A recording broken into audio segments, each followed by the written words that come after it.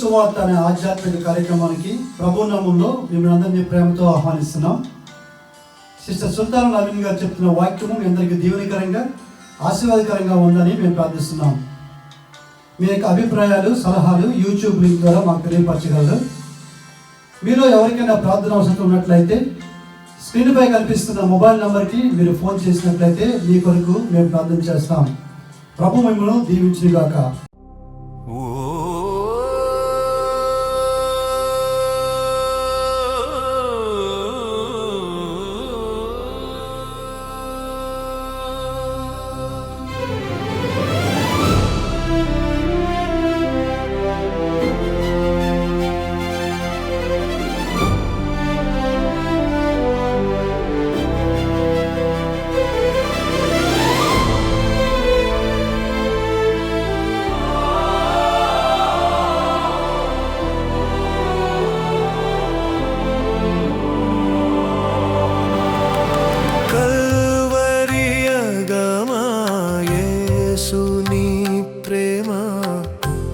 యుగములలో నిండెనా దేవా, కల్వరి అగమా యేసు నీ ప్రేమ. యుగములలో నిండెనా దేవా, ఎండిన ఎడారిలో కురిసిన నీ ప్రేమ జల్లులే, ఉరుములోని మెరుపుకే మార్గమైతివా, లేత గడ్డిపై మెరిసిన నీ వదనం.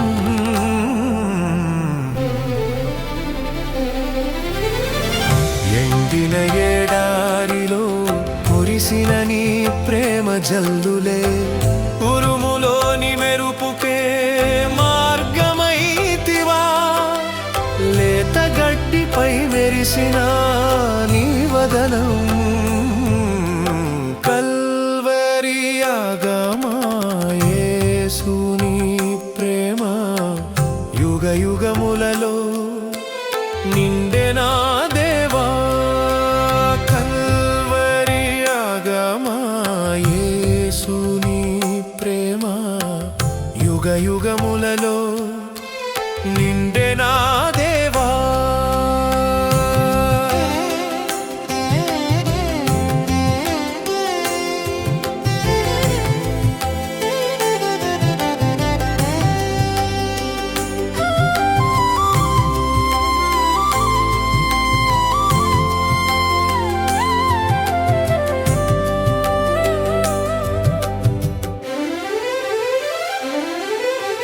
హిమమై కమ్మిన నీ ప్రేమ, మొగ్గలై తొడిగిన నీ మహిమ, నీతిలో దాగిన నీ కృప వెల్లి వెరిసెనా, సముద్రగాధములను కప్పేన నీ కృపాతిశయం.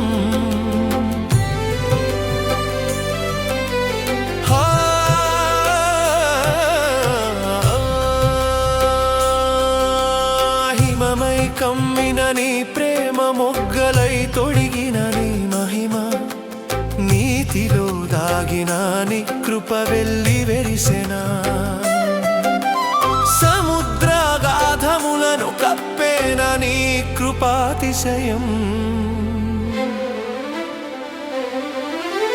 కల్వరి అగమా యేసు నీ ప్రేమ, యుగములలో నిండెనా దేవా, కల్వరి అగమా యేసు నీ ప్రేమ. యుగములలో నిండెనా దేవా.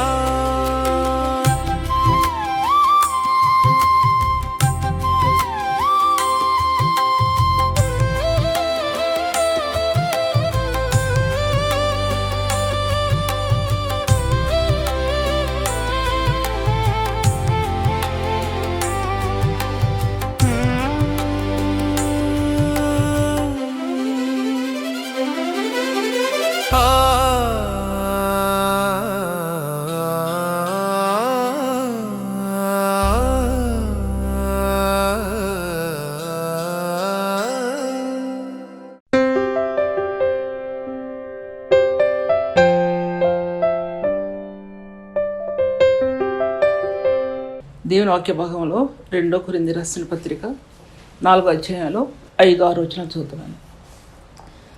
అంధకారంలో 2 వెలుగు ప్రకాశించుగా కనపలికిన దేవుడే తన కుమారుని గురించిన జ్ఞానము యేసుక్రీస్తునందు వెల్లడిపరచుటకు మా హృదయములలో ప్రకాశించిన కనుక మేము మమ్మల్ని గురించి ప్రకటించుకునట్లేదు, కానీ క్రీస్తు యేసుని గురించి ఆయన ప్రభువానియు మమ్మల్ని గురించి యేసు నిమిత్తం మేము మీ పరిచారకులమని ప్రకటించున్నాము. ధ్యానించుకున్న వాక్య భాగాన్ని లాస్ట్లో ప్రార్థన చేసుకుందాం. వాక్యం అనేది ఇంతకుముందు వాక్య భాగాలన్నింటిలో కూడా మోషే గురించి మీకు చెప్పాను. నేను మోషే దేవుని చేతిలో దాచిపెట్టబడి బండ సందుల్లో శిలువ యొక్క స్థానంలో నిలబడి ఏ విధంగా దేవుని వాక్యాన్ని ప్రకటించడం కాదు కానీ 5 పుస్తకాలని ఏ విధంగా దేవుడు తనకు తెలియపరిచాడు అనే విషయం గురించి నేను మీకు తెలియజెప్పాను. దాంట్లో ఎన్నో మెసేజెస్ మీకు చెప్పాను. నేను చెప్పి తర్వాత అపోస్తలుడైన పౌలు దగ్గరికి వస్తానని కూడా చెప్పాను. నేను అన్ని మెసేజ్ దగ్గర ఒక 25 మెసేజెస్ మాట్లాడాను. మోషే ఎలాగ బండ సందులో దాచిపెట్టబడ్డాడు అనే సంగతి. మోషే బండ సందులో దాచిపెట్టబడటం అనేది క్రీస్తు యొక్క శిలువ యొక్క మర్మం అనేది అనాది కాలంలో అది మోషేకి బయలుపరచబడింది. అందుకోసం ప్రవకలాడాడు, ప్రభువా నీ మహిమను ఒక్కసారి నాకు చూపించమని అంతగా ప్రవకలాడాడు. తర్వాత ఇప్పుడు నేను మీతో మాట్లాడేది అపోస్తలుడైన పౌలుని ఎలా దాచిపెట్టాడు ప్రభు, తన ప్రత్యక్షత ఎలా అనుగ్రహించాడనే విషయాన్ని నేను మీతో మాట్లాడుతుంటున్నాను. ఆయన దేవుని మహిమ యొక్క తేజస్సు అని హెబ్రీయులకు రాసిన పత్రికలో 1వ అధ్యాయంలో రాయబడింది. ఆయన దేవుని యొక్క మహిమ యొక్క తేజస్సును ఆయన తత్వం యొక్క మూర్తిమంతమై ఉండి తన మహత్తు గల మాటల చేత సమస్తము నిర్వహించచ్చు అని రాయబడింది కదా. ఆ విషయం అన్నీ మాట్లాడలేను, కానీ అసలు వాక్యాన్ని దేవుడు ఏ రీతిగా నన్ను నడిపించాడు ఆ మార్గంలో నేను మీతో మాట్లాడతాను. నేను సిద్ధపరచుకున్న మార్గాల్లో నుంచి ఆ లోతైన మార్గాలు ప్రభు నడిపించిన విధానాన్ని నేను మీ మధ్యలో తెలియజెప్పాలని ఆశపడుతుంటున్నాను. ఈ వాక్య భాగం యోహాను సువార్తలో ఆది యందు వాక్యము ఉండెను, వాక్యము దేవుని యొద్ద ఉండెను, వాక్యము దేవుడై ఉండెను అని రాయబడింది. సమస్తము ఆయన మూలముగా కలిగినదేది ఆయన లేకుండా కలగలేదు అని రాయబడింది. దేవుని యొక్క సృష్టి యొక్క మర్మం అనేది అనాది కాలంలో ఎలా దాచిపెట్టబడింది లోకంలో అనే విషయం గతించే దాంట్లో మీకు తెలియజెప్పినప్పటికీ కూడా ఇప్పుడు చెప్పే పాయింట్స్ అవేవి కూడా మీకు ఇంతకుముందు చెప్పినటువంటివి కావు. దేవుని ఆత్మ దర్శించేంత వరకు ఈ సత్యాలు, లోతైన సత్యాలు ఆత్మ తెలియపరచబడినప్పుడు ఎంతమంది గ్రహించగలుగుతున్నారు అనేది వారి వ్యక్తిగత జీవితాన్ని ప్రశ్నించుకోవాలి. తండ్రి అయిన దేవుడు తన కుమారుడైన యేసుక్రీస్తు ప్రభుని ఈ లోకంలో పంపినప్పుడు భూలోకం ఎలా ఉందంటే శూన్యంగా ఉంది. చీకటి అగాధ జలములపై కమ్మి ఉండెను, దేవుని ఆత్మ జలములపై అల్లాడుచుండెను అని రాయబడింది. అక్కడ దేవుని ఆత్మ అని రాయబడింది. దేవుని ఆత్మ. ఇప్పుడు దేవుని ఆత్మ అనేది మాట్లాడితే రోమీయులకు రాసిన పత్రిక 8వ అధ్యాయం చెప్పాలి, తర్వాత యోహాను సువార్త 14వ అధ్యాయం రాయబడినవి చెప్పాలి, తర్వాత 1 కొరింథీ రాసిన పత్రిక 2వ అధ్యాయం చెప్పాలి. ఎన్నో విషయాలు దేవుని ఆత్మ అనే సత్యం గురించి చెప్పాలి. కానీ ఇప్పుడు నేను చెప్పే విషయాలు అవి కాదు. ఇప్పుడు చెప్పేది ఎందుకు ఈ విషయాలన్నీ ఒక దాన్ని టచ్ చేస్తే పరిశుద్ధాత్మ దేవుడు మరొక దాన్ని ఆత్మకు టచ్ చేస్తున్నాడు. ఎందుకంటే వాక్యం పఠించి దేవుని సన్నిధిలో పరిశుద్ధాత్మ దేవునికి అనుకూలంగా ఒక హృదయం నిలబడినప్పుడు దానికి అడ్డున్నవి ఆటంగా ఉన్న అన్నీ కూడా కాల్చివేయబడతాయి. దేవుని వాక్యం చెప్పడం అనేది ఎంతో సులువు కాదు.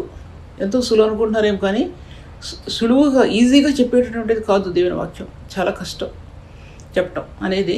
శరీరంతో చెప్పచ్చు, మనసుతో చెప్పచ్చు, నోటి మాటతో చెప్పచ్చు, కానీ ఆత్మతో దేవుని వాక్యం చెప్పడం అనేది దేవుని సన్నిధిలో ఆత్మ పరిశోధించబడుతుంది. దేవుని సన్నిధిలో ఆయన ఆత్మలో పరిశోధించబడిన ఆత్మ ఆయన సన్నిధిలో ఏకమవుతుంది. ఇవన్నీ చాలామందికి తెలియటం లేదు. ఎందుకు తెలియటం లేదంటే దేవుని యొక్క శక్తి హృదయంలో, రక్షించబడిన హృదయంలో అది హోల్డ్ చేయబడుతుంది. హోల్డ్ చేయబడటం అంటే దాన్ని ఇంకో మాట చెప్పాలంటే ఆ స్థానాల్లో అది పట్టుకుంటుంది, హృదయాన్ని పట్టుకుంటుంది. అది కనుక హృదయంలో లేకపోతే అల్లాడుతూ ఆయన ఆత్మ వెళ్ళిపోద్ది. మీ దగ్గర నుంచి అయినా, నా దగ్గర నుంచి అయినా సరే. సంఘాల్లో పనిచేయదు, స్వార్థ సభల్లో పనిచేయదు. ఎందుకంటే ఆయన వాక్యానికి నిలవడానికి కూడా ఆయనకు స్థలం లేదు ఈ లోకంలో. మనుష్య కుమారుడు తలవాల్చడానికి కూడా స్థలం లేదని ప్రభు సెలవిచ్చాడనే విషయాన్ని నేను మీతో మాట్లాడుతుంటున్నాను. అటువంటి దినాల్లో మనం ఉన్నామని ఈ విషయం మాట్లాడుతున్నా. ఆదియందు వాక్యం ఉండెను అని చెప్పబడింది. వాక్యం అనేది ఈ సృష్టి యొక్క మర్మంలో వాక్యం దాచిపెట్టబడి ఉంది. సృష్టి యొక్క మర్మం అంటే ఈ 5 కాండాల్లో మొట్టమొదటి కాండంలో కొన్ని వచనాలు ముందు భాగాల్లో ఆది కాండంలో సృష్టి యొక్క మర్మం అంటే ఆయన దేవుని మర్మమైన క్రీస్తు అని 2 కొరింథీయులకు రాసిన పత్రిక 2వ అధ్యాయంలో రాయబడిన వచనం దాంట్లో రాయబడి ఉంది.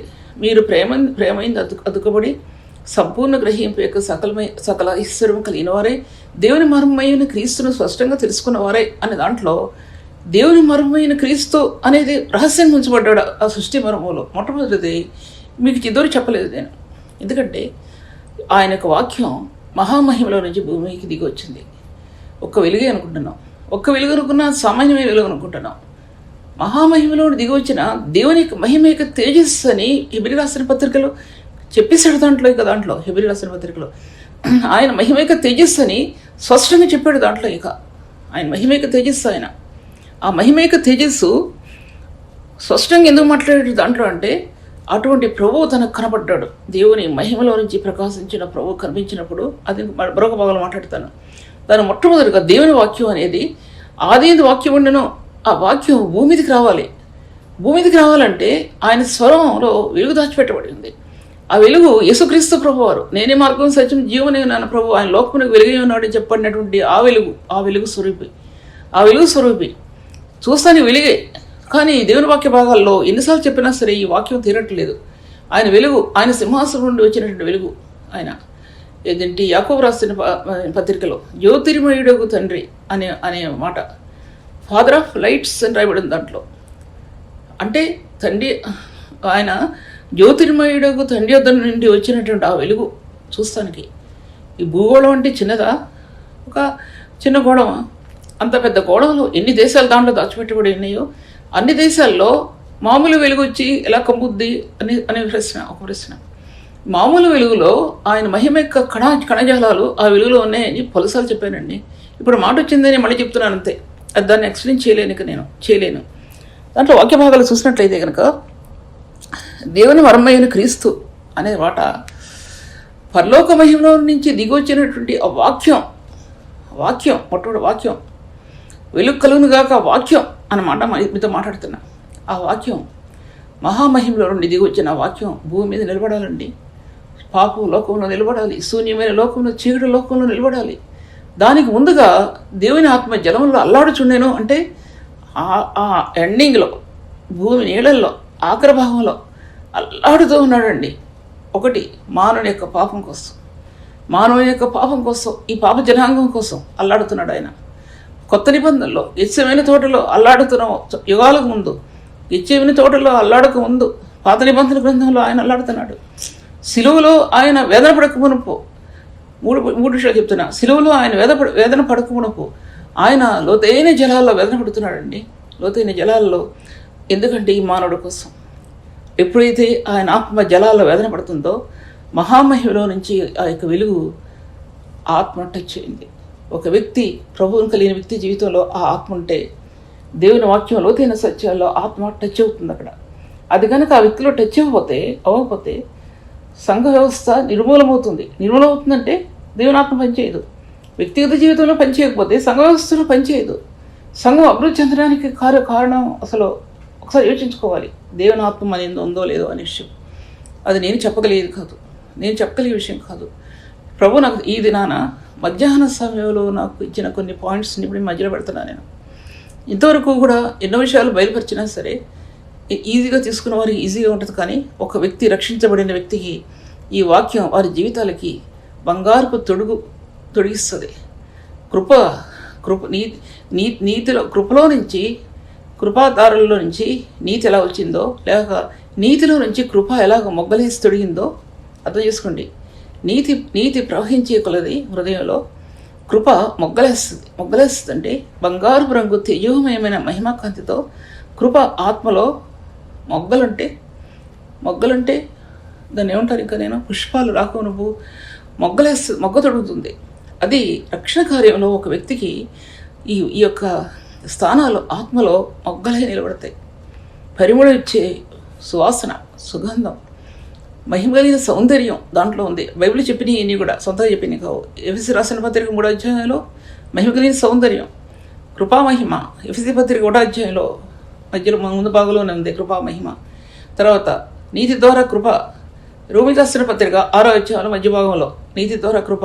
ఇవన్నీ కూడా నీతి ద్వారా ఎంత నీతిని కలిగి ఉంటామో హృదయంలో, సేవా జీవితంలో నీతి కలిగి ఉండటం అంటే, వ్యక్తిగత జీవితంలో ఒక వ్యక్తి ఎంత నీతి కలిగి ఉంటారో అది సేవా జీవితంలో ఆ కృప, ఆ నీతి నిన్ను చుట్టుకొని నీకు మొగ్గలే, పరిమళించే మొగ్గలే, బంగారపు కాంతితో నిన్ను తొడుగుద్ది నీ ఆత్మని. అది సేవ యొక్క రహస్యంలో ఒక సేవకుడు గ్రహించగలగాలి. యథార్థమైన జీవితం, నిష్కళంకమైన జీవితం, నిందారహితమైన జీవితం, ఎవరో ఒక తప్పు మోపకుండా, నీ జీవితం మీద ఎవరో ఒక తప్పు మోపకుండా అటువంటి జీవితాన్ని దేవుడు ఇస్తాడని, ఏదంటే ఆత్మ, అంతరాత్మ మనకు బయలుపరుస్తుంది. ఆత్మ ఇస్తాడనే సత్యాన్ని అన్నమాట అర్థం. దాంట్లో సృష్టి యొక్క మర్మంలో దాచబడిన వాక్యం కింద ఆయన ఆత్మ వేదన పడుతుంది. ఆయన హెబ్రీ పత్రికలో దేవుని మహిమిక తేజస్సు భూమి మీదకి వచ్చింది అంటే అర్థం ఏంటంటే, ఇక లోకం ముందుకు వెళ్ళక మునిపే ఈ చీకటి లోకాన్ని ఆయన క్యాప్చర్ చేశాడంటే ఇక మానవ జనాంగం ఈ పాపంలో వాళ్ళు ఇంకా దాన్ని పట్టుకుని జీవిస్తారు. కాబట్టి ఈ సిలువ యొక్క మర్మం, కుమారుని కూర్చిన సిలువ యొక్క మర్మం దాంట్లో దాచబడి ఉన్నదనే సత్యం సేవకులకి తెలియదండి. ఇప్పుడు పెద్ద వాళ్ళకే తెలియదు. ఎందుకు తెలియదంటే కారణం ఏంటంటే, రక్షణ అనేది క్రీస్తు రక్తంలో కడగబడడం అనేది ఒక వ్యక్తికి ఒకసారి కాదండి, జీవితకాలం అంతా కూడా కడగబడాలి హృదయం.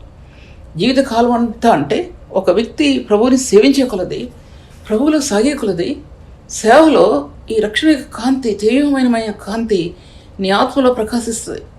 ప్రకాశించే కొలది నీకు ఈ బైబిల్ గ్రంథం యొక్క మార్గాలు, తేటైన మార్గాలు నీ ఆత్మ కనబడతాయి. అవి ఏమి రిఫరెన్స్ బైబిల్ చూసే తప్పేమీ లేదు. కొత్త తలంపులు వస్తాయి, కొత్త మార్గాలు చూపించబడుతుంది. కానీ అంత అర్థం చేసుకోగల జ్ఞానం అందరికీ ఉండదు. పెద్ద వాళ్ళు చదివి చెప్పగలరు. కానీ నాలాంటి వ్యక్తికి అంత టైం లేక, చూడగలిగే టైం లేక ఉన్న నాలాంటి వ్యక్తికి నేరుగా దేవుని సన్నిధికి వచ్చి ఎలాగ ఇస్తారు ఆ యొక్క రాజదండాన్ని పట్టుకుని ఉంటుందో రాజు దగ్గరికి వెళ్ళడానికి, అలాగే ఆ శిలువ యొక్క ధ్వజాన్ని పట్టుకుని కన్నీరు మున్నీరై దేవుని సన్నిధిలో నిలబడినటువంటి జీవితం నాది. అతిశయం లేదు, అహంకారం లేదు, గర్వం లేదు. దీంట్లో జ్ఞాపకం చేసుకోవాల్సింది. దేవుని వాక్య భాగాల్లో దీంట్లో 3 ప్రాముఖ్యమైన విషయాలు మీతో మాట్లాడతాను. సృష్టి మర్మం అనేది మొట్టమొదటి ఒకటి చెప్పాను మీకు నేను. మహామహిమలో దిగి వచ్చినటువంటి ఆ వెలుగు, భూమిలో అల్లాడినటువంటి దేవుని ఆత్మ క్రీస్తు, అలాగే యుగాలు గడిచే కొలది ఈ మర్మం రహస్యంగానే ఉంచబడింది. కాలం సంపూర్ణమైనప్పుడు దేవుడు కొత్త నిబంధనలో ఒక కన్యక కోసం 400 సంవత్సరాలు ఎతికాడండి ఆయన. ఒక కన్యక గర్భంలో ఆయన జన్మించడానికి 400 సంవత్సరాలు ఎతికాడు. ఎవరైనా ఒక కన్యక ఆ ప్రభువుని గర్భం ధరించడానికి ఎవరైనా ఉన్నారా అని చెప్పి పరిశుద్ధాత్మను 400 సంవత్సరాలు ఎతికాడండి. అటువంటి కన్యక లేకపోతే దేవుని ఆత్మ ఏ కన్యక హృదయంలోకి వెళ్తుంది? ఆలోచించుకోండి. ఇది రహస్యం. మర్మం అంటే అది రహస్యం. ఆది కాండంలో ఉన్న మర్మం, ఇప్పుడు నూతన నిబంధనలో ఉన్నటువంటి మర్మం, లేదా యుగాల్లో ఉన్నటువంటి మర్మం, కొలస్సీలో ప్రేమను అతుకుపట్టడంలో ఉన్నటువంటి మర్మం. ఈ రహస్యాలు ఒకరొకటిగా చెప్పాలి, కానీ ఒకరొకటిగా చెప్పడానికి టైం కుదరదు. అర్థం చేసుకోండి. దాంట్లో ఆ కన్యకని వెతికినప్పుడు కన్యకని అంటాడు గబ్రియలు దూత, నీవు దేవుని వలన కృప పొందితివి.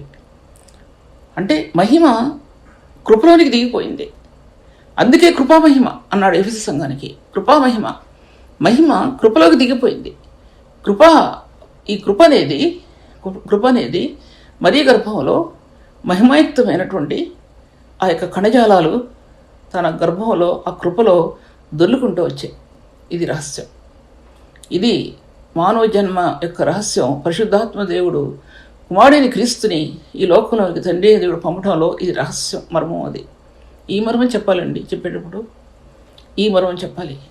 దానిలో పరిశుద్ధాత్మ దేవుని యొక్క ఆ కృప ఎన్ని మొగ్గలు వేయిందో, ఎన్ని రేఖలైందో, ఎటువంటి సువాసన ఇచ్చిందో, ఆమె జీవితంలో నుంచి బయటకు వచ్చిన తర్వాత పరిశుద్ధుడు ఎలా లోకంలో పరిమళించాడో ఈ విషయాలన్నీ అందరికీ తెలిసిన విషయాలు, మీ అందరికీ కూడా తెలిసిన విషయాలు. దీంట్లో చూసినట్లయితే కనుక ఇంకా అదొక రహస్యం అని దాచిపెట్టబడింది. మూడో సత్యం ఏంటంటే బైబిల్ గ్రంథం మొట్టమొదట వచనం దేవుడు వెలుగై ఉన్నాడు ఏంటి, ఆయన వెలుకమ్మన పలుకుగా మొదటి వచనం పరలోకం దిగి వచ్చింది భూమి మీదకి. ఆ భూమి మీద ఎక్కడ ఉంటుంది? భూమి మీద అప్పటికి బైబిల్ మొదలు పెట్టలేదు, ఏ చాప్టర్ లేదు. మొట్టమొదటి సత్యం, మొట్టమొదటిగా ఆ యొక్క వాక్ భూమి దిగి వచ్చింది. ఆ వాక్కు ఎక్కడ నిలబడుతుంది? ఆ వాక్యం ఎక్కడ నిలబడిందంటే అగాధ జలాల్లో అల్లాడినటువంటి క్రీస్తు యొక్క ఆత్మలో ఆ యొక్క వాక్కు రూపం దాల్చింది. బైబిల్ గ్రంథం యొక్క మొదటి యొక్క వచనాన్ని ఆయన వెలుగు కమ్మను పలుకుగా మొట్టమొదటి వాక్యం, బైబిల్ గ్రంథానికి మొట్టమొదటి వాక్యం. పరలోక గ్రంథం ఇవ్వబడినటువంటి మొదటి స్థానం, భూలోక గ్రంథం తెరవబడినటువంటి మొదటి స్థానం. ఈ రెండింటి మధ్య సిలువ వేయబడిన క్రీస్తు అగాధ జలాల్లో ఎలా అల్లాడాడో ఆయన మానవుని యొక్క పాపం నిమిత్తం, అలాగే ఈ మొదటి వాక్కులో ఆయన బైబిల్ గ్రంథాన్ని నిర్మితమైనప్పుడు, బైబిల్ గ్రంథాన్ని ఆయన ముద్రించినప్పుడు పరిశుద్ధాత్మ దేవుడు యొక్క అల్లాడేటువంటి స్థానాలు భూగర్భంలో నీళ్ళల్లో ఎలా అల్లాడాడో అనే సత్యం ఒకసారి జ్ఞాపకం చేసుకోండి. మీకు అది అర్థం అవ్వాలంటే మీరు రక్షించబడిన వారే ఉండాలి, ప్రభు ఎరిగిన వారే ఉండాలి. ఒకవేళ మీరు ప్రభుని ఎరగకపోతే పడాల్సిందే. పడకుండా దేవుని సన్నిధిలో ఏదో మీ హృదయాల్లో వచ్చేటటువంటి స్థానం కాదు అది. హృదయం పరిశుద్ధమైన సన్నిధిలో ఒప్పుదల ఉంటేనే ఇది జరుగుతుంది, లేకపోతే ఇటు మాత్రం కూడా జరగదని విషయాన్ని నేను మీతో మాట్లాడుతున్నాను. 3 సత్యాలు చెప్పాను మీకు. నేను 3 సత్యాలు కూడా మళ్ళీ నేను చెప్పడం నాకు కుదరదని విషయం మాట్లాడుతుంటున్నాను. తర్వాత 4వదిగా ఈ వాక్యం అనేది యుగాల్లో దాచిపెట్టబడింది. యుగాల్లో దాచిపెట్టబడిందంటే ఆదిమకాల సంఘం కట్టబట్టడానికి దేవుడు మొట్టమొదట ఆదాము అవ్వలను ఎన్నుకున్నాడు. ఆదాము అవ్వలను ఎన్నుకుంటే ఆదాము పాపం చేశాడు, అవ్వ పాపం చేసింది. తర్వాత కయ్యేను చంపేశాడు ఏబేల్ని. పాపమంతా ఆ ఏదైనా తోటలోనే వచ్చేసింది. ఎందుకు అంటే ఈ మానవుడు వల్ల. ఈ మానవుడు ఎక్కడుంటే అక్కడ పాపమే. ఏదైనా తోట బంగారు ఛాయతో ప్రకాశించిన ఏదైనా తోట, స్టార్ లైట్స్తో ప్రకాశించినట్టు ఏదైనా తోట, దేవుని యొక్క మహిమతో ప్రకాశించిన ఏదైనా తోట, పైకప్పు లేకుండా దేవుని యొక్క పరలోక మహిమకి అంటుకట్టబడినటువంటి ఏదైనా తోట, మానవుని యొక్క పాపం యొక్క ఫలితంలో అది కూలిపోయిందని చెప్పాలి. అక్కడ సంఘం నిర్మితం కాలేదు.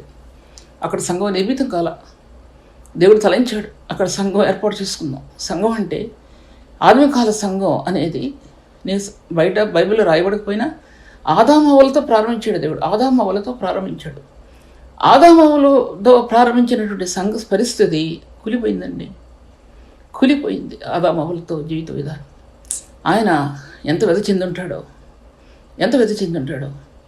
తర్వాత హేబేలు, క్రీస్తుకి ప్రతిరూపంగా ఉన్నటువంటి ఏబేలు, అంటే ఛాయారూపంగా ఉన్నటువంటి ఏబేలు చంపబడ్డాడు. అది మీకు తెలుసు.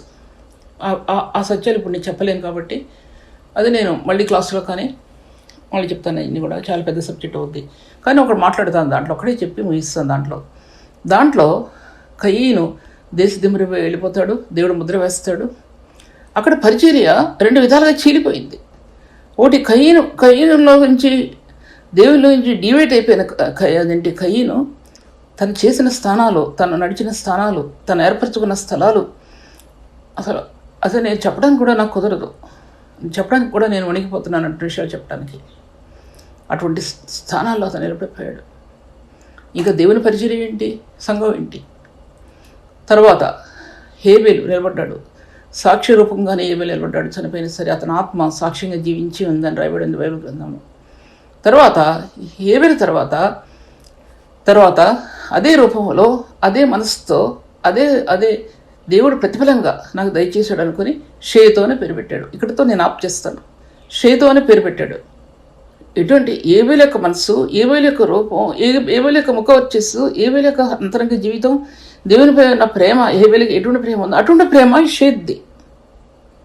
అక్కడి నుంచి సంఘం ప్రారంభించాడు దేవుడు. అది ఇప్పుడు చెప్పలేను కాబట్టి, ఎందుకంటే సబ్జెక్ట్ ఎక్కువైపోద్ది కాబట్టి మరల క్లాసులో ఆ విషయాల మీద మాట్లాడతాను. అటువంటి సృష్టి యొక్క మర్మం దేవుడు యుగాల్లో అన్నాడు. యుగాల్లో దేవుని వాక్యం దాచిపెట్టబడింది అని చెప్పడానికి చెప్పాను. ఒకటి, యుగాల్లో పరిశుద్ధుల్ని ఎన్నుకున్నాడండి దేవుడు. పరిశుద్ధ సంఘాన్ని ఎన్నుకున్నాడు. ఒక యుగంలో కొంతమందిని, ఒక యుగంలో కొంతమందిని. దాని తర్వాత మధ్యలో కొంతమంది ఉన్నారు, చెప్తాను కదా. తర్వాత నోహ కాలంలో నీతిమంతుడైన నోహను ఎన్నుకున్నాడు. ఆ యుగంలో విశ్వాసం అన్నాడు హెబ్రీ పత్రిక. నీతిమంతుడైన నోహ అంటే విశ్వాసం అన్నాడని హెబ్రీ పత్రికలో. విశ్వాస వీరుల పట్టీలో చేర్చబడ్డాడు. యుగంలో ఒక మనిషిని ఎన్నుకున్నాడండి, ఒక కుటుంబాన్ని ఎన్నుకున్నాడండి. నూతన ప్రపంచంలో ఒక కుటుంబాన్ని ఎన్నుకున్నాడు దేవుడు. ఎందుకంటే విశ్వాసం మూలంగా దేవుడు ఎరిగినటువంటి వ్యక్తి. ఆ విశ్వాసం ఏంటంటే నువ్వు ప్రభువుని ఎరిగిన మార్గం, క్రీస్తు రక్షణ ఎందు, క్రీస్తు ఆ యొక్క బలియాగం అందు, క్రీస్తు యొక్క రక్తం నందు విశ్వాసం ఉంచిన నీవు నీతిమంతుడిగా తీర్చబడటం అనేది అది నీతి. ఆ నీతి ఉందా లేదా హృదయంలో? అది లేకపోవడం సరికదా. ఇప్పుడు కొత్త నిబంధన సంఘాల్లో ఆ స్థానాలు లేవు నేను చెప్పడం కాదు. ఎవరికి వాళ్ళే సాక్ష్యం చెప్పుకుంటారు. మన నోటి మాట బట్టి సాక్ష్యం వాళ్ళ ద్వారా తెలుస్తుంది. కానీ నేను విమర్శించడానికి కాదు చెప్పింది, ఎవరి జీవితాన్ని బట్టి సాక్ష్యం బయటకు వచ్చేస్తుంది. ఓహో, ఈ వ్యక్తి ఈ స్థాయిలో ఉన్నాడు, క్రీస్తుని ఎరగలేదు. క్రీస్తుని ఎరిగితే క్రీస్తుని గురించి మాట్లాడతారు. ఆ వ్యక్తి క్రీస్తుని గురించి మాట్లాడుకోకుండా లోకం గురించి మాట్లాడటం ఏంటి? లోకం విషయాలు మాట్లాడటం ఏంటి? క్రీస్తు నిబంధన రక్తం గురించి మాట్లాడుకోకుండా మరో దాని గురించి మాట్లాడటం ఏంటి? అది వారి మాటలు అవి బయటకు వస్తున్నాయి, కానీ మనం చెప్పడం కాదు. అది నేను చెప్పేది కాదు. తర్వాత యుగాల్లో దేవుని వాక్యం మర్మంగా ఉంచబడింది. మర్మంగా అంటే రహస్యంగా ఉంచబడింది. ఎన్నోసార్లు ఈ మాటని మీతో చెప్పాను. యుగాల్లో దేవుని వాక్యం మర్మంగా ఉంచబడింది, కానీ దాన్ని ఎక్స్ప్లెయిన్ చేయలేము. మీకు నేను ఎప్పుడు కూడా చేయలేదు. ఎందుకంటే యుగాల పరిశుద్ధుల మధ్య దేవుని వాక్యం సంఘం కట్టబడింది. పరిశుద్ధుల మధ్య ధ్వజస్తంభాలు కట్టబడ్డాయి. మరి నోహ కుమారులు, అది చెప్పాలంటే ఇప్పుడు చెప్పడం కుదరదని చెప్పాను నేను. నోహ కుమారుల గురించి ప్రపంచం కట్టబడింది. నోహ కుమారుల దగ్గర నుంచి ప్రపంచం కట్టబడింది. ప్రపంచ దేశాల్లో విస్తరించారండి నోహ కుటుంబం. కానీ ఒక్క విశ్వాసం మూలంగా, నోహ విశ్వాసం మూలంగా అన్నమాట అర్థం. తర్వాత అందరితో ఆప్ చేసినప్పుడు నేను చెప్పేది యుగాల్లో దేవుని వాక్యం రహస్యంగా ఉంచబడిందంటే కొలస్సీ రాసిన పత్రిక 1:25 దేవుని వాక్యాన్ని గురించి రాస్తూ అపోస్తలుడైన పౌలు రాస్తాడు. అది యుగాల్లో ఒక మర్మంగా ఉంచబడింది. చీకటైన లోకంలో ఈ వాక్యం వెలుగునందించింది, మహిమనందించింది, ప్రకాశించింది. దివ్య మహిమే ప్రకాశించింది, కృపామహిమే ప్రకాశించింది. తర్వాత మహిమా స్వరూపిగా ప్రకాశించింది. ఆ వాక్యం ప్రకాశించి కొత్త నిబంధనకు వచ్చేపాటికి మానవ స్వరూపిగా తను తాను అప్పగించుకున్నాడు ఆయన మానవ శరీరకంగా. ఈ సత్యం ఆది కాండంలో చూపించబడింది. జలంలో అల్లాడిన ఆయన ఆది కాండంలో చూపించబడింది. మహిమా స్వరూపి ఆది కాండంలో జలంలో అల్లాడాడు ఆయన. అది హెబ్రీ పత్రిక 1 అధ్యాయంలో రాయబడి ఉంది. 2 కొరింథీ రాసిన 4వ అధ్యాయంలో రాయబడి ఉంది. తర్వాత ఎఫెసీ పత్రిక 4వ అధ్యాయంలో 3వ అధ్యాయంలో మహిమైశ్వర్యం, సిలువ యొక్క మహిమైశ్వర్యం, దాని పొడుగు లోతు వెడల్పు ఎత్తు ఆ మహిమైశ్వర్యం, పరిశుద్ధుల మధ్య ఐశ్వర్యం. ఈ యొక్క పరిశుద్ధులు యుగాల్లో దాచబడిన వారి మధ్యలో ఐశ్వర్యం ఉంది. యుగాల్లో పరిశుద్ధులు అనబడిన వారిలో ఐశ్వర్యం ఉంది. నేడు కొత్త నిబంధన సంఘంలో పరిశుద్ధుల మధ్య ఐశ్వర్యం ఎక్కడుంది? ప్రశ్న ఎక్కడుంది? కొంతమంది ఉన్నారు, లేని సంఘాలు కూడా ఉన్నాయి, ఉన్న సంఘాలు ఉన్నాయి. రాను ఈ యొక్క ఐశ్వర్యం క్షీణించిపోతుంది. ఎందుకు క్షీణించిపోతుందంటే సిలువ నిలబడటం లేదు అక్కడ. సిలువని అదేంటి దివ్యమహిమను హోల్డ్ చేయడానికి దేవునాత్మ జలాల్లో అల్లాడితే ఇప్పుడు పరిశుద్ధుని యొక్క మహిమ గల స్థానాలని నేడు పరిశుద్ధ సంఘం హోల్డ్ చేయడానికి పరిశుద్ధుల్లో స్థానాలు లేవు. ఏం చెప్తారో వాక్యం ఎవరికి అర్థం కాదు. ఖండించే నాదుడు లేడు, చెప్పే నాదుడు లేడు, ఎవరు లేరు. సంఘం మధ్య అనేకమైన ఎలువడి చేస్తున్నాయి ఇప్పుడు సంఘాల్లో. బయట చూస్తే సంఘాలు చాలా భయంకరమైన వింటున్నాం. అటువంటివి జరుగుతున్నాయి. ఇప్పుడు నేను మీకు చెప్పేది విమర్శనాత్మకంగా కాదు చెప్పడంలా.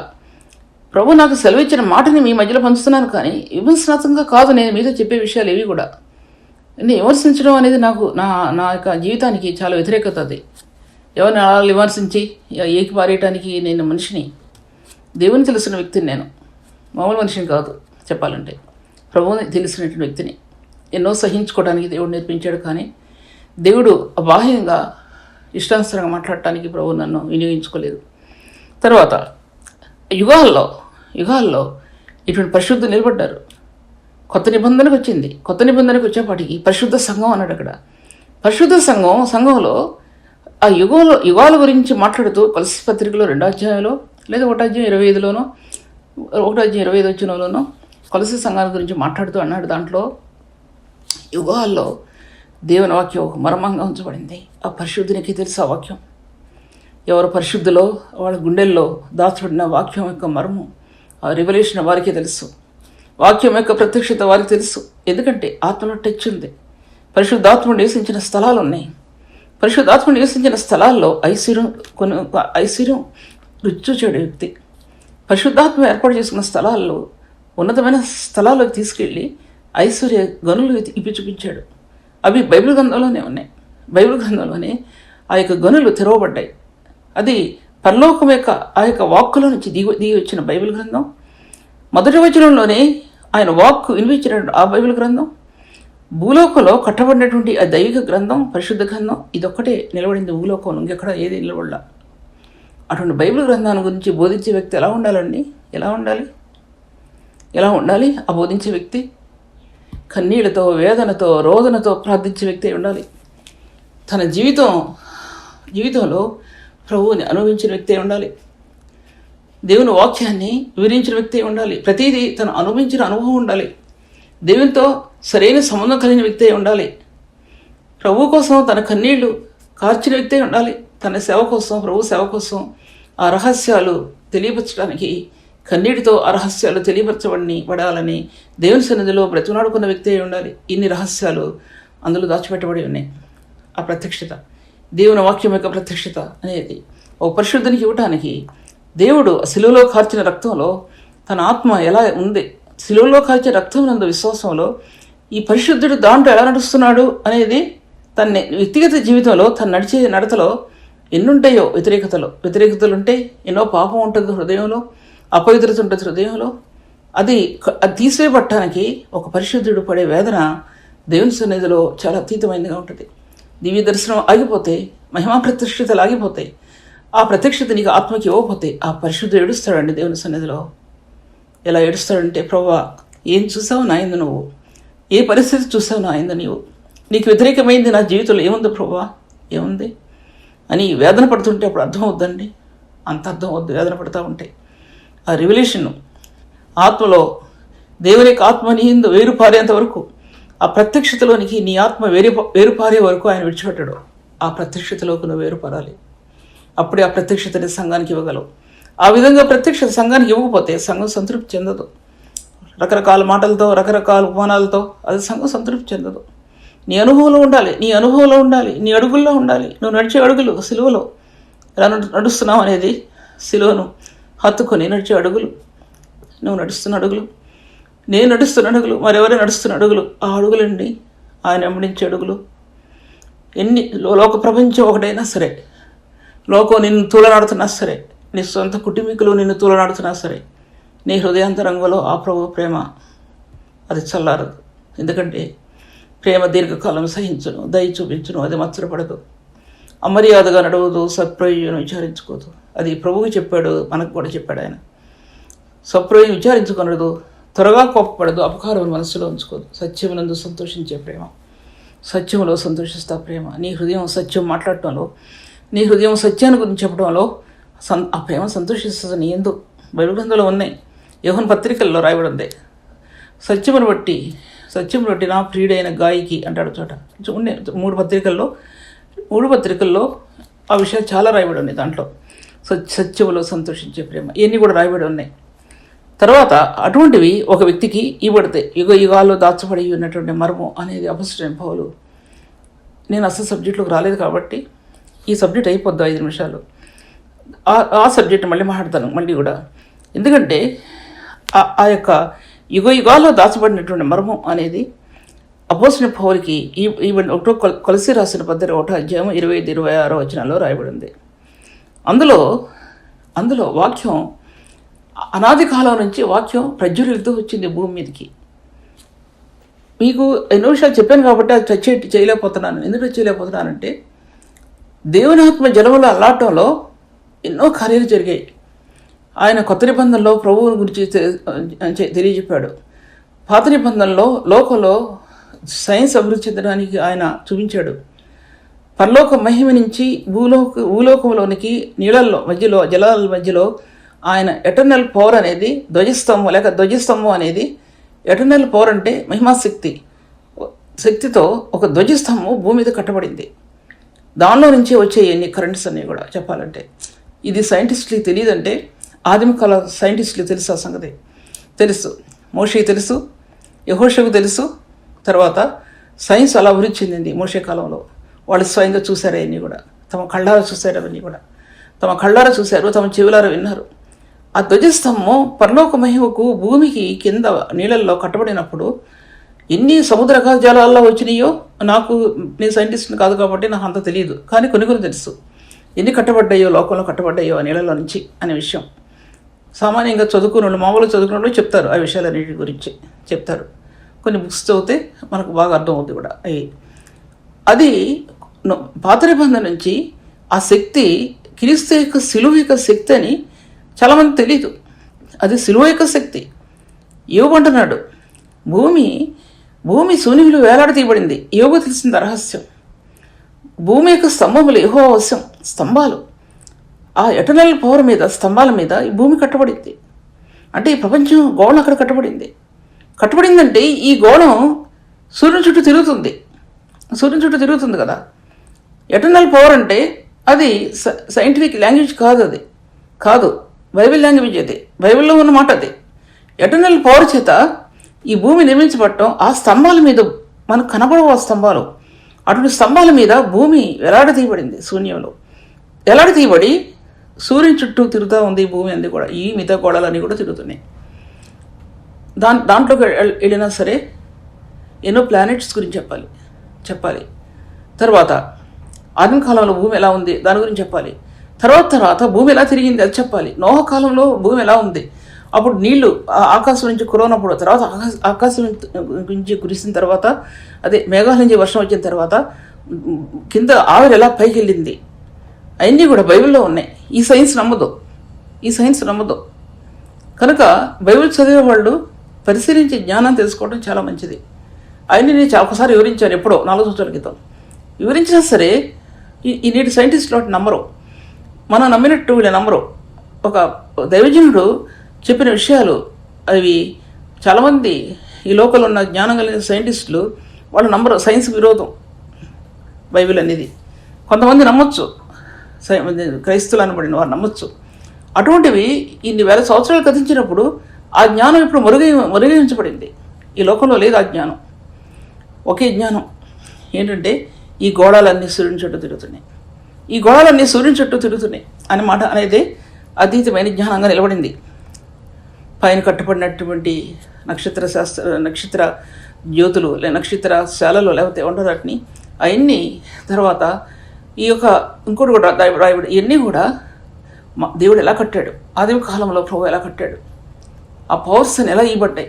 అసలు ఒక మానవుని జ్ఞానానికి అందనటువంటివి ఇప్పుడు కూడా ఇన్ని యుగాల్లో కూడా మానవ జ్ఞానానికి అందినటువంటి చాలా తక్కువ మాత్రమే అందని. ఆ యుగాలు దాచిపెట్టిన జ్ఞానం అనే విషయం మీతో మాట్లాడుతుంటున్నా. ఈ జ్ఞానం యుగాల్లో వెళ్ళే కొలది క్రీస్తుని మరుగై ఉంచారు. ఈ జ్ఞానం ఇప్పటితో వచ్చింది. లోక సంబంధమైన జ్ఞానం, ఆత్మ సంబంధమైన జ్ఞానం మరుగై వెళ్ళిపోయింది. ఈ లోక సంబంధమైన జ్ఞానం ఎక్కువైపోయింది. లోక సంబంధమైన ఆకర్షణలు ఎక్కువైపోయినాయి. ఆత్మ సంబంధమైన జ్ఞానం మరుగైపోయింది. లోక సంబంధమైన పాపం ఆత్మ సంబంధమైన దాంట్లో కలపాలని చూస్తున్నారు సంఘాల్లో. అది నష్టం అని తెలియదు వాళ్ళకి. ఏదో ఇతరులను ఒప్పించడానికి మెప్పించడానికి రకరకాల కార్యక్రమాలు సంఘాలు చేపడుతున్నారు. అది సంఘ పరిస్థితికి చాలా అది యోగ్యతనిచ్చేది కాదని, సంఘ జీవితానికి ఫలితాన్ని ఇచ్చేది కాదని ఆ సంఘానికి తెలియదు, పెద్దలకే తెలియదు. పెద్దలు అంటే పెద్ద వాళ్ళకి నడిపించే వాళ్ళకి తెలియదు. ఎందుకు తెలియదంటే ఈ రక్షణ స్వాస్థ్యం ఆత్మ లేదు. రక్షణ స్వాస్థ్యం కుట్లుగా కట్టబడిన రక్షణ స్వాస్థ్యంలో మహిమ కలిగినటువంటి కాంతి ప్రకాశిస్తున్నప్పుడు నీ ఆత్మకి లభించే సత్యాలు సంఘాల్లో లేవు. సంఘాలు బోధించరు. తిట్టుకోటాలే సంఘాల్లో. ఆత్మకు చోటు లేకుండా జీవించే జీవితాలు సంఘాల్లో ఎలుబడి చేస్తున్నాయి. సంఘం దుఃఖపడుతుంది, పరిశుద్ధులు దుఃఖపడుతున్నారు, వేదన పడుతున్నారు నేటి దినాల్లో అనే విషయం జ్ఞాపం చేసుకోండి. ఈ వాక్యం ఎవరికి అవసరం లేదండి. ఈ వాక్యం ఎందుకు అవసరం లేదంటే వినటం చాలా కష్టంగా ఉంటుంది, వాక్యం అనుసరించడం చాలా కష్టంగా ఉంటుంది, ఎవరికి అవసరం లేదు. కానీ ఒకానొక సమయంలో అవసరం వస్తుంది, అది మాత్రం ఖాయం, అది మాత్రం చెప్పగలను. తర్వాత ఇప్పుడు 4-5 చెప్పాను, ఇంకా నేను పొడిగించలేను ఎందుకంటే 40 minutes దగ్గర 45 minutes అయిపోయింది. తర్వాత మోషేకి దర్శనం ఇచ్చాడు ప్రభు. దర్శనం ఇచ్చాడంటే నిజంగానే ఇచ్చాడు, దర్శనం అంటే దర్శనం కాదు, నిజమే. ఆయన చేతిలో దాచిపెట్టాడంటే నేను బండసందులో ఉంచుతాను మోషే, నా చేతి నీడలో కప్పుతాను, నేను బండసందులో దాచిపెడతాను.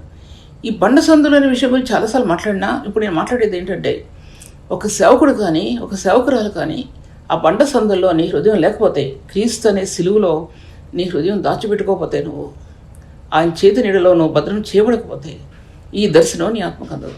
సిలువ కష్టం అనుకుంటున్నారు, సిలువ ముళ్ళతో ఉన్నదనుకుంటున్నారు, సిలువ గాయపెడుతుంది అనుకుంటున్నారు. కానీ ఆ గాయం పొందిన ప్రభు రక్తం నిన్ను హీల్ చేస్తుందని, నీ ఆత్మ జీవితాన్ని స్వస్థపరుస్తుందని తెలియదు, చాలామంది తెలియదు. అదేదో కఠినమైన మార్గం అనుకుంటున్నారు. కానీ నీ కఠినమైన మార్గాల్లో, నా కఠినమైన మార్గాల్లో, శ్రమనొందిన మార్గాల్లో సిలువను ఆశ్రయించి, శక్తిని ఆశ్రయించి బచాయించుకున్న వాళ్ళు ఎంతమంది ఉన్నారు, కాపాడుకున్న వాళ్ళు ఎంతమంది ఉన్నారు. సిలువ శక్తి అటువంటిది, అది యుగాల్లో దాచిపెట్టబడిన మర్మం. యుగాల్లో వాక్యం ఎలా దాచిపెట్టబడిందో దేవుని మర్మం అయిన క్రీస్తు యుగాల్లో దాచిపెట్టాడు ప్రభు. ఆయన మోషే బలహీనుడైనప్పుడు బండ సందులో ఎలా దాచిపెట్టబడ్డాడో, దావీదు పాపం చేసినప్పుడు ఎలా వేడుకున్నాడో, పరిశుద్ధ సన్నిధి గురించి ఎలా అంగార్చాడో, ఆ 2 నిగూఢమైన సత్యాలు మనకి ఉంచబడ్డాయి. ఆ ప్రవక్తలకు తెలిసింది, రాజుకు తెలిసింది, చక్రవర్తి తెలిసింది, పరిశుద్ధ స్థలం యొక్క స్థానం ఆ వ్యక్తికి తెలిసింది. కానీ ఇప్పుడు నేటి కొత్త నిబంధన సంఘంలో ఆ పరిశుద్ధ స్థలాలు తెలియకుండానే వ్యూహాలు దొల్లిపోతాయి. జ్ఞాపకం చేసుకోండి. దేవుడి పరిచయను ఆశీర్వదించగాక ప్రార్థించుకుందాం. తండ్రి వందనములు, ప్రభువానికి స్తుతులు. తండ్రి దయామయుడైన దేవుడు, ప్రభువానికి వందనములు. దేవా, నువ్వు ఆశీర్వదించాలి ఈ పరిచర్ని. తండ్రి జీవితంలో ప్రభువా కష్టంతో, శ్రమతో ఈ వాక్యం ప్రకటిస్తున్నాను ప్రభా. నీ దయతో, నీ కృపతో ఈ వాక్యాన్ని ఫలింపని ప్రభా. ఈ వాక్యాన్ని ఫలింపజేసి నువ్వు ఆశీర్వదించు ప్రభా. విన్న వారికి దీవెనకరంగా చేయండి. అనేకుల హృదయాలు కదిలించబడటానికి సహాయం దయచేయండి. బలమైన నీ వాక్యం అనేకులకు మెలుగురంగా చేయండి ప్రభా. విన్నవారు ప్రతిఫలం పొందినట్లు చేయండి. ఆత్మ నూతనపరచబడటానికి సహాయం చేయమని ప్రభా యేసు నామములో స్తుతించి వేడుకుంటున్నాను తండ్రి. ఆమేన్. ఎంతవరకు సిస్టర్ సుల్తాన్ నబీ గారి వాక్యాన్ని ఆత్మలో ఆనందించి దేవుని మేలు పొందాలని నమ్మి దేవుని స్తుతిస్తున్నాం. మీ యొక్క అభిప్రాయాలు కామెంట్స్ ద్వారా మాకు తెలియపరచండి. Please like, comment, share and subscribe. God bless you all.